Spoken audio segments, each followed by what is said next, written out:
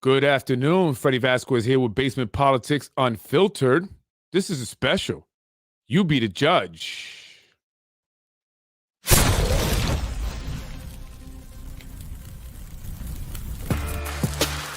Basement Politics Unfiltered with Freddy Vazquez.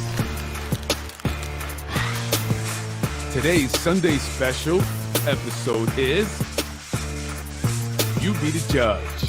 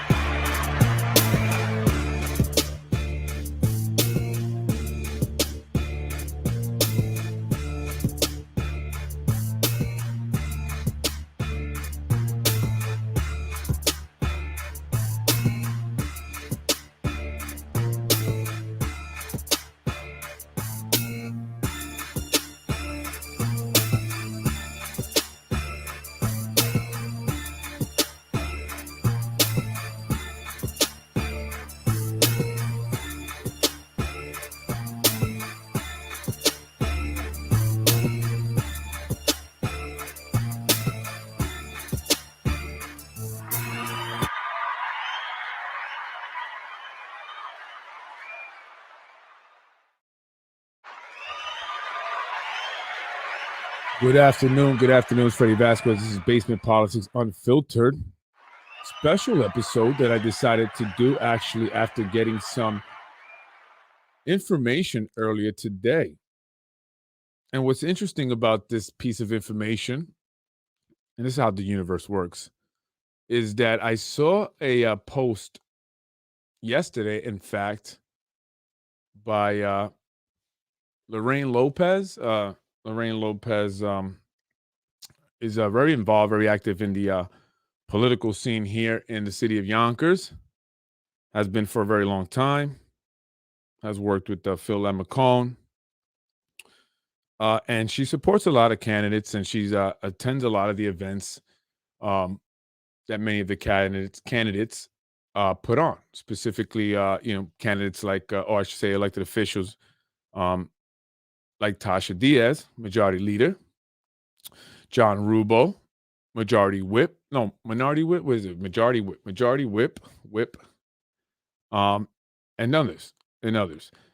And so she put up a post. It was on Instagram, and it was in support of the judge that was recently appointed by Mike Spano, the mayor, to replace Judge Quinones, who vacated the position here in Yonkers City Court judge. Now, already that started with a bunch of controversy because initially the person that was chosen was Tom Daly. There was actually a long list of people. In fact, I believe the list was as long as maybe 10, 15 people that they narrowed it down to. And then ultimately that list was narrowed down to 5. Tom Daly being one of the 5, and that was announced. However, on the day it came to the swearing in, early morning, it was announced that Judge Aydah Medina would be appointed to the position. She was not in the list of 5 or even in the list of 15. Now, I did a podcast earlier regarding this, and there's a gentleman by the name of Nick Speranza, an attorney with legal aid. He is a public defender there who actually was working underneath, Aydah Medina. Judge Medina was his boss over at legal aid. She was the region chief. So I learned that after the fact, or during the podcast, in fact, that that was the case. Now, why is that even something I mentioned? Well, initially, Nick Speranza wanted the position that was left vacant by Judge Quinones. He reached out to party elders, party leaders in the Democratic Party, and announced his intent to run. However, that was not received well. He was told it was not his turn. And again, this is something that I've mentioned recently in the last podcast or a couple podcasts ago I did on Mike Breen, where he mentions this waiting your turn business here in our electoral process in a magazine, WAG magazine, in which he did an article. And he mentions that in 2003, he intended on running. However, he was told that it was not his turn. So he backed out. I have heard this before, and I mentioned this in earlier episodes of the podcast about the line system here in the city of Yonkers when it comes to wanting to run for political office. So Nick Speranza wants to throw his hat in the ring. He reaches out to party elders, specifically chairman of Democratic Party, Tom Meier, who is also commissioner of DPW. However, they told him that no, you cannot run now. It's not your turn, and you have to pay your dues. So he attempted to pay his dues. He went to events, donated to candidates that were being sponsored and endorsed by the party, and tried to do what he could to support and pay his dues. However, that was not good enough. And he soon realized that it did not matter because what mattered was what those who are in the party who made the decision already had in mind. And being someone who was not going to be told, you can't run because I said so, Nick decided to run. And that's when he went and got signs and he posted them up. Immediately, that drew retaliation from individuals within the party. And it affected not just Nick, it affected his brother, who works over at DPW. Again, Commissioner Tom Meier, also the chair of the Democratic Party Commissioner. I'm sorry, the Democratic Party Committee, excuse me, sent letters and emails out to Nick under both official capacities as the party chairman and as the commissioner of DPW, advising him to remove the signs that he had put up. Well, he was under the impression that it was okay to put up signs where he posted them because he had seen Corazon Pineda, council member who represents the 2nd District, posting signs during the elections on mailboxes and on trees and anywhere she can hang a sign up along South Broadway and everywhere else on the southwest side or south side. So I guess he was wrong. He received these letters, but he realized that it was not about the signs, but more about discouraging him to run. That's when the surprise happened, and Aydah Medina was announced that she would be appointed by the mayor to the position, to the surprise of many. Aydah was not on the list. Aydah had not paid her dues in the sense that Nick Speranza thought that he needed to pay his dues and wondered why she would be named to the position, and felt very discouraged by the whole party. Now, he decided, or is going to decide, that he wants to run. He has not made an official announcement. I believe Judge Medina has. I have seen signs now on social media and, again, on Instagram, signed that post by Lorraine Lopez in support of Aydah Medina. But what caught my attention were the individuals who liked the post. Two in particular that caught my attention right away. A woman by the name of Elaine Jarvis Rabati and another woman by the name of Susan Salem. Susan Salem, if it doesn't ring a bell, I mentioned on a few podcasts ago in relation to the 2004 election between Nick Speran and Andrea Stewart Cousins, where Andrea Stewart Cousins lost in her first bid for senator because it just so happens that Susan Salem found 18 ballots in the basement of Westchester County Board of Elections building in a duffel bag. 18 ballots in favor of Nick Speran, giving him the win. That was a big deal. It went to court. However, if you try to search it up, you'll hardly find anything on it. Why? Well, people can pay to have things removed from the internet. I would imagine that is what happened, seeing as that it was very difficult to find any information. But Susan Salem, the woman who found these 18 ballots that helped Nick Speran win in 2004, is the sister of none other than Zehi Jeris, former Republican Party head, now turned Democratic political operative. Elaine Jeris Rabati, from what I hear, is also the sister of of Zehi Jeris.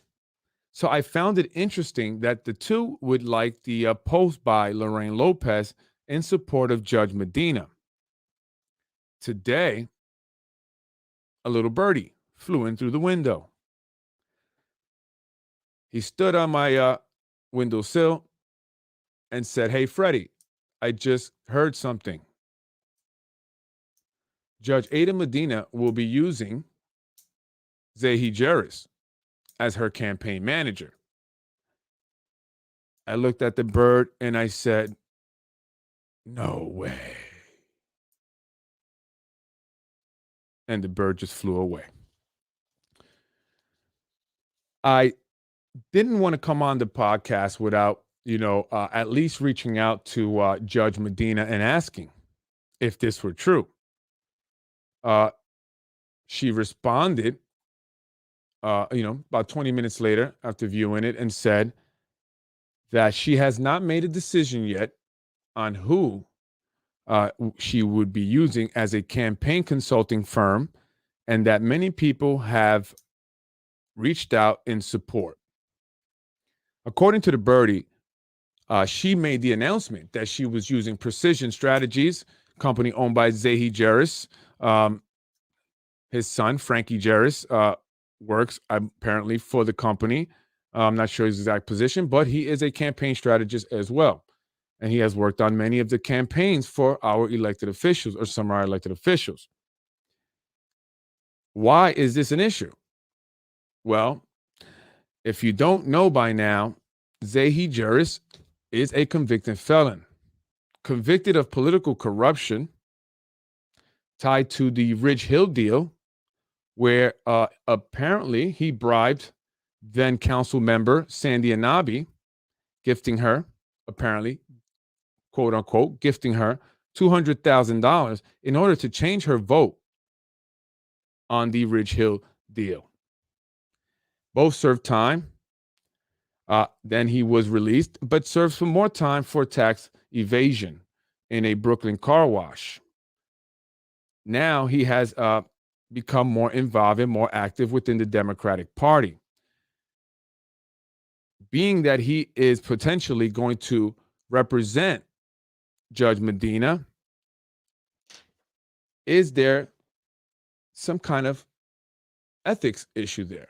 Is there a question of, a judge having a campaign firm that is owned by or associated with in any way a convicted felon?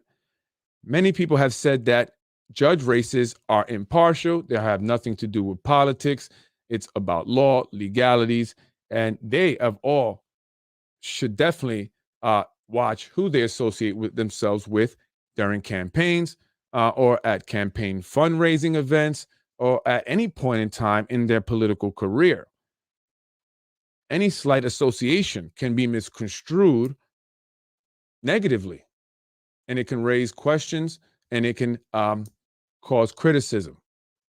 Now, I'm not accusing or making any accusations. I'm simply reporting information that I have heard Again, this was not confirmed by Judge Medina, as she says she has not made a decision, but she did not deny the possibility. If that is the case, does this change anything? Does this change the way you may view a candidate if they are associated with someone who has been convicted of a felon, particularly of political corruption? Does this change your opinion about this individual? Why was Aydah Medina also chosen if she was not one of the 5 candidates that were being considered for the position? Many say she was chosen because she is a Latina, a woman, and she was also Nick Speranza's supervisor or boss over at Legal Aid in White Plains. It was all an attempt to block Nick Speranza from becoming the next city court judge. While using a Latina and a woman is a strategy that seems to have been concocted by the Jarris campaign consulting firm. It's a strategy, if you haven't noticed, is one that has been used recently in our elections here in the city of Yonkers.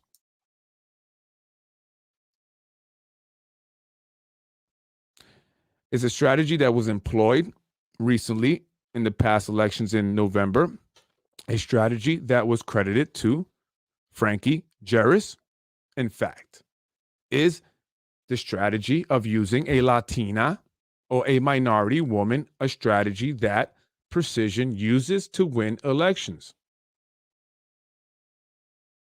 'Tis the season to use a minority. We are trending.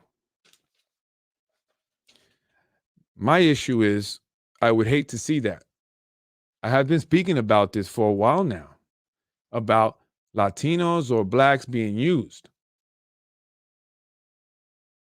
You can vote for someone who you think is going to legislate or be a certain type of elected official based on the fact that they are a woman of a certain race. But if the people behind that individual are exactly the individuals you are hoping not to have in position, you're really not doing much, right? Again, I'm not saying that this is going to be the case, but there seems to be some association there. There seems to be some connection there. And what basement politics tries to do is create a level of transparency that we do not normally see here in the city of Yonkers. It's not about race to me. It's not about gender. It should not be about race or gender to any single one of you voting. It should be strictly on merit, who the individual is, what their platform is, and you must listen to both. Make the best informed vote, because there are individuals here who are looking to influence and manipulate our political process, looking to utilize individuals in order to gain. So we must pay attention to this. And this is why I have to mention it. I have to. You know, and I hope that's not the case, but I have to mention it. I have to. And I had to come on because I thought that this was crazy. This is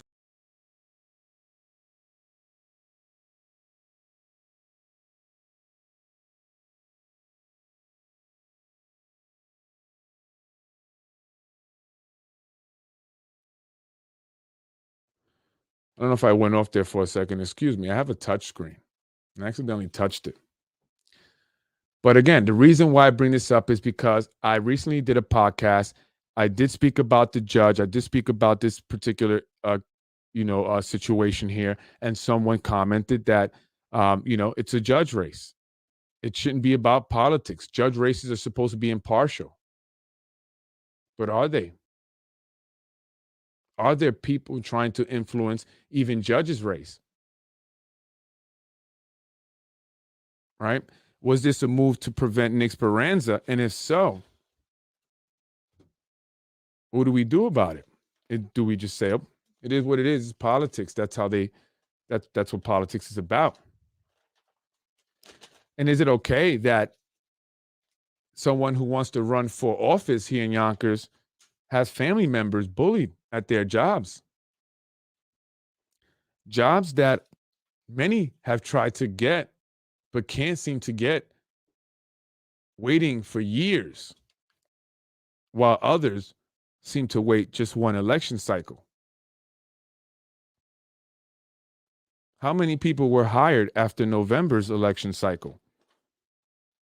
How many people were hired for DPW after the election cycle? And how long were their resumes or applications in the system before they were hired?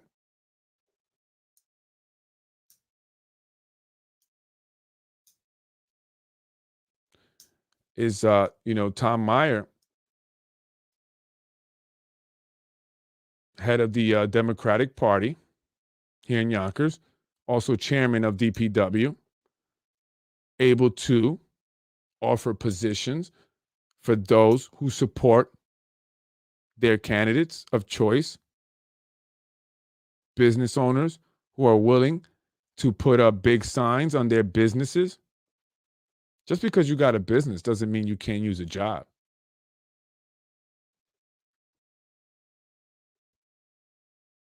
That's what they say I'm looking to do. Only police commissioner. That's the only job I want. So is that the case? I was told to look into how many people were hired after November. How many people were hired after November, Freddy? You should look into that. And how long were their applications on file before they were hired? I know people that have waited 10 years to get on sanitation department. And then I've heard of people paying $10,000 to get on sanitation. This is what I heard. Am I saying it's exactly what's happening and that's what Tom Meier is doing? No. No. I'm just telling you what I hear.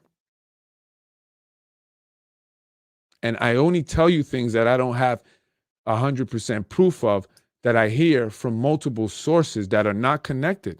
I mean, this is stuff I heard from guys that I have worked for me doing demo. Said, yeah, I applied for the city. I can get a job, but then someone said if I pay 10 grand, I've even heard up to 20 grand, I can get the job. People that have nothing to do with politics, that have no reason to make that up. No reason to. And then I've heard it from people who are in politics. So I mentioned this so we can keep an eye on it. Because if it goes unmentioned, then these things will happen. They will think that they're getting away with it. No one's paying attention. If you notice, the elected officials that support the judge, they have a connection to Mr. Jarris. In fact, the individual that made the post on Instagram has a connection to Mr. Jarris. And in fact, the last time I saw Mr. Jarris, it was at a Tasha Diaz fundraising event. So pay attention. Pay attention. This is not about, Judge Medina specifically. Absolutely not. This is about the system and the way that it operates. And I am trying to, if you don't already know, shed light on that system and how that system operates. And by the way, if you go to Council Member John Rubel's LinkedIn page, he does mention a perfect solution. From what I'm understanding, it's a credit card processing company. They process credit card payments. By the way, I found a company called Gateway something. It's it's a company, and when you go to their website, on it reads a perfect solution for offshore credit card processing transaction. True story. Thought that was funny. So, oh, interesting. Well, this company assists credit card processing companies process international transactions from merchants. They are located offshore. Just saying. Just saying. Thought that was an interesting thing. But anyway, yeah, that's my special, really quick. I want to go on half hour, 25 minutes, and mention this that I'm hearing today. Apparently, Zahi is so good at campaign strategizing that people are just willing to risk the association in order to win. Again, that has not been confirmed. That has not been confirmed. And according to Judge Medina, I did reach out.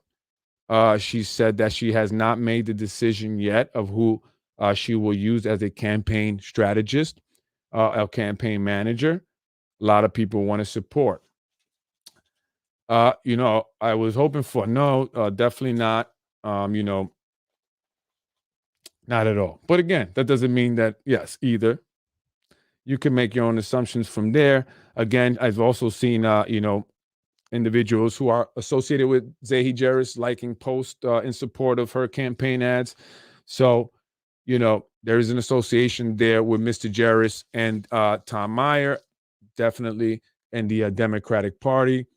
And then again, if you look at what's been going on with Nick Speranza, the individual that had wanted to, was hoping to be appointed, was hoping to get the blessing of the machine so he can get the position, is now being given a hard time. Although I believe that has ceased and desisted since attorneys have sent letters out and since I have been speaking about it, which is why I speak about it. All right. And I think it's the right thing to do.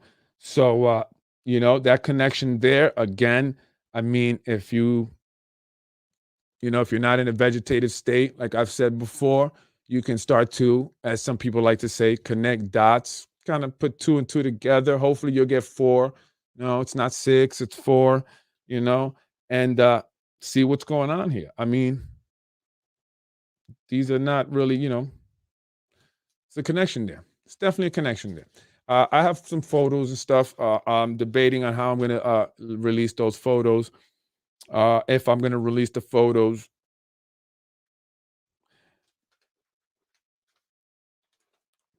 it just depends. It just depends. It depends. It depends.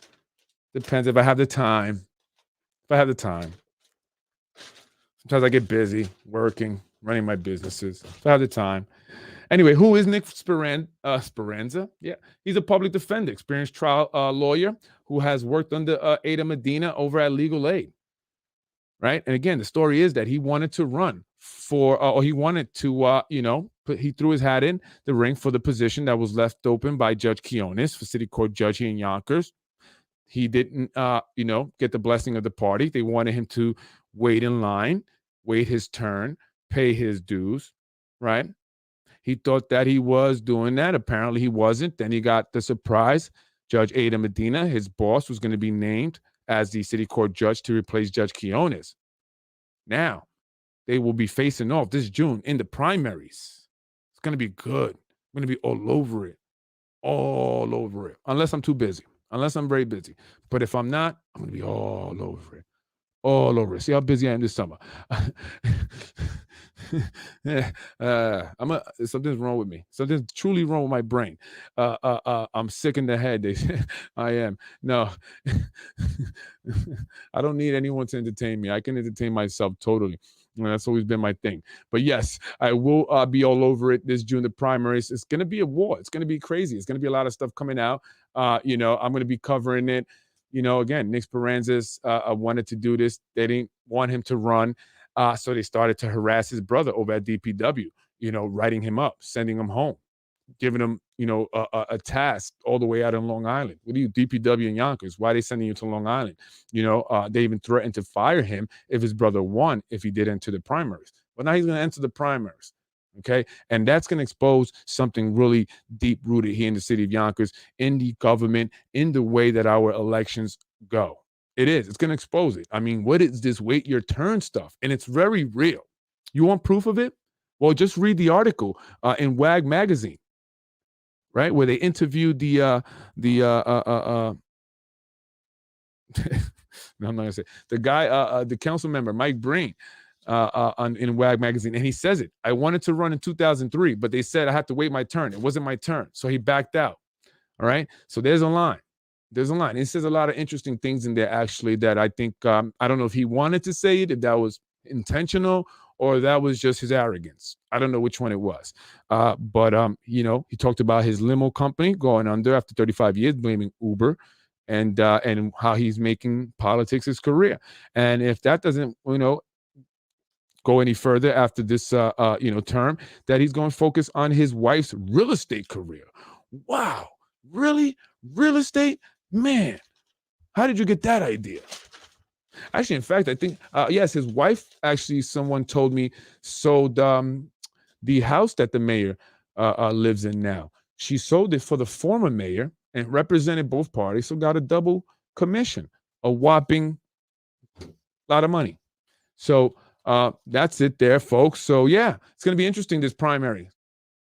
Pay attention. Pay attention. It's going to be a lot of things going on. I'm going to be all over it. I'm going to be covering it because that's what I do. I'm Freddy Vazquez. Tune in tonight because I will be back. This was a quick special. I just wanted to mention that because I was like, oh, my God, really? This is real? She announced that she was going to be using precision? Say Jared? No way. No way. No way. That's like. I don't think you were. You know what I'm saying? I was raised in housing. I don't think you. That's like one of those moments when you're like, what? Is this really happening? Like when that guy, the connector, tried to connect with me. I'm like, what? Is this really happening? So I did reach out, to be fair. She said, hasn't made a decision yet. So I'm assuming he may be in the running. Are they in the running to be the consulting firm? No, it's a bad move. It's a bad move. It's a bad move. Don't associate yourself because I'm going to be all over it. Wins. Freddy wins. Fatality. All over it. And you don't want that.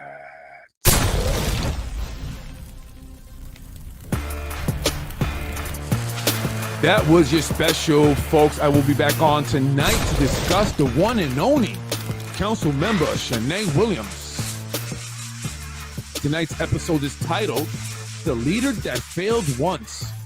Yes, that's right, folks. We'll talk about about her first and one and only failure in her 30-so years of existence. We'll also talk about her position in the Community and Mental Health Services Committee. She is the chairperson. So what are they doing?